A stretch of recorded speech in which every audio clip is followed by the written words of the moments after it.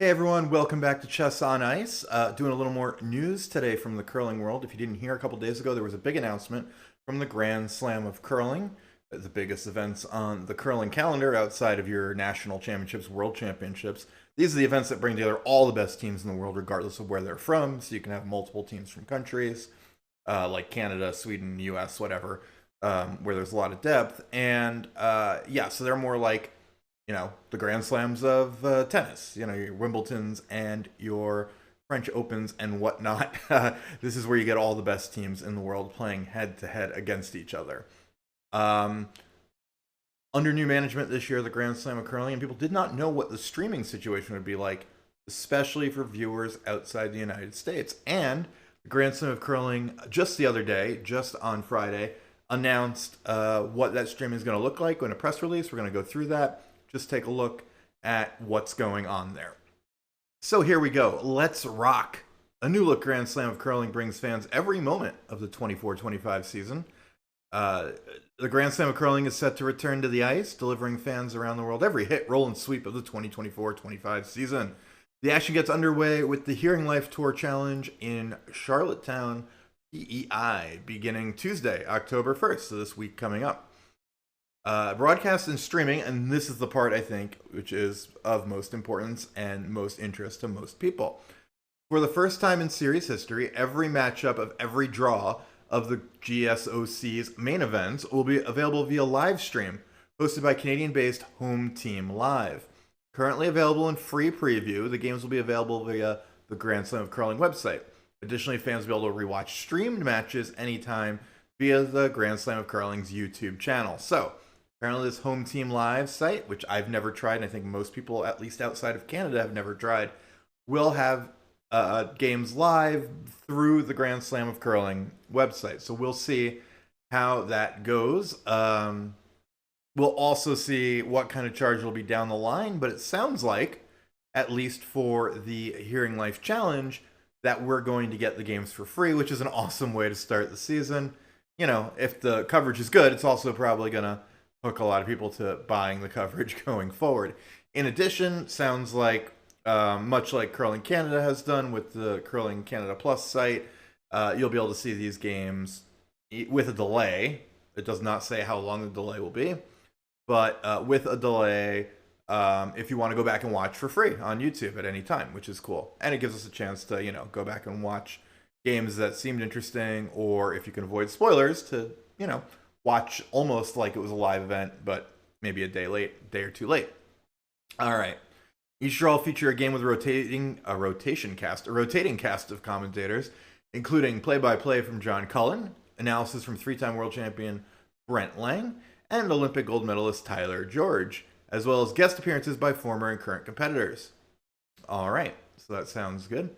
In Canada, Sportsnet continues to be the home of Grand Slam of Curling action all season long on TV and via live stream on Sportsnet Plus. So if you're in Canada, that's the way to watch these games.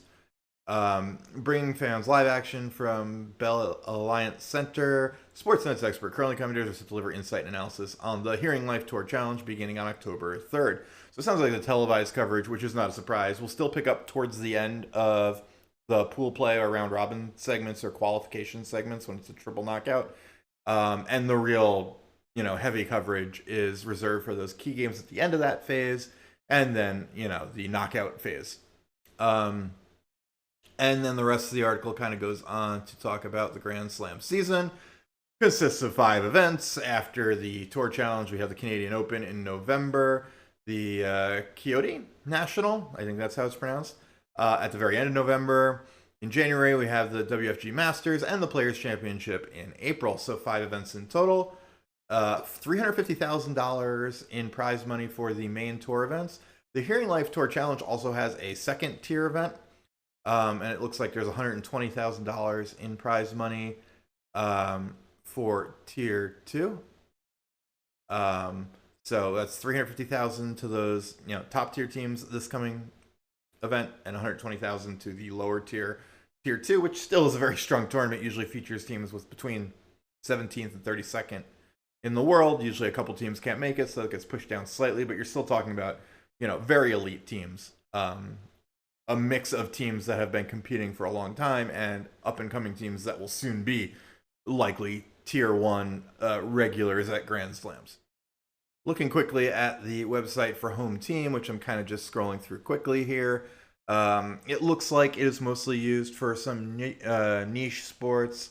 Often individual clubs in some sports look like they have their own stuff streaming. If we go to the leagues page, for instance, you'll see a lot of junior hockey, little league, amateur baseball, football leagues, like regional football leagues. And when you look at events, I also noticed on the page, whether you can see this all or not, NFL flag football, USA football, Cricket Canada, USA field hockey, things like that. So,